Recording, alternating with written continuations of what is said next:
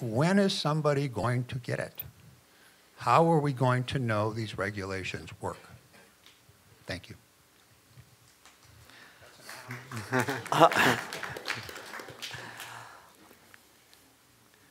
Bob, do you have an answer to that? Well, yeah, we do, as I was saying, people feel unfairly treated. That is the fundamental problem that we have to solve. And people who have lost their life savings, they were following the advice of our president, our leaders. They know it wasn't their fault. It's a systemic collapse. And they're particularly galled by, it's usually a rather small number of people who are getting huge bonuses right now. I think we do live in a country with a rule of law, and if someone got a contract, this incidentally, I think the government has to be acting aggressively to restore our sense that we are a just society. The problem is that these people had contracts to receive this money, and it's, you know, there's a problem in the government stepping in and abrogating a contract because we live in a rule of law. But, you know, the government did do that sort of thing if I might go back to the Great Depression.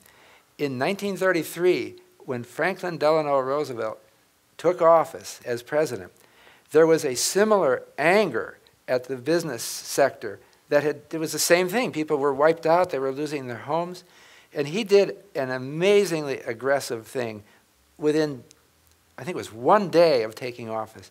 He went off the gold standard, and he told people that, it unfolded over some months afterwards, but he told people, we're confiscating your gold that you're holding, because he thought people who were hoarding gold were anti-socially benefiting from this crisis.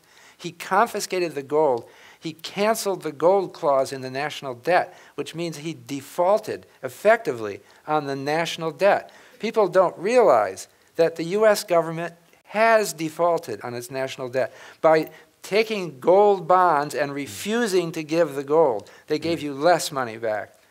He did this out of conviction because he thought that people wanted action and they wanted not to reward the wealthy.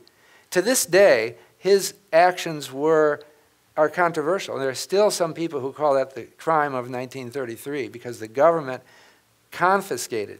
I think that we should avoid at all costs confiscating. But one thing that could be done, for example, on the AIG, people who are getting bonuses, there could be, I think there will be, pursuit of them in the sense that maybe that bonus was paid based on some kind of fraud, that the company wasn't announcing its true condition. And so there may be some way of getting that back. But I really also think there's a risk to going in and because people are angry, confiscating something. From that. Roosevelt did it. I'd like to avoid doing that. I think to continue, I think one of the reasons that we had this was not just government tolerance of this, it was public tolerance. That I didn't see, you go back 2 years ago, and in an audience like this, I don't think your question would have been asked. Even though 2 years ago, you would have found people making the same outrageous, getting the same outrageous bonuses and salaries and so forth. Jail time. I'm not talking recovery. Well, I feel you can't put any, okay, so I have an answer to that.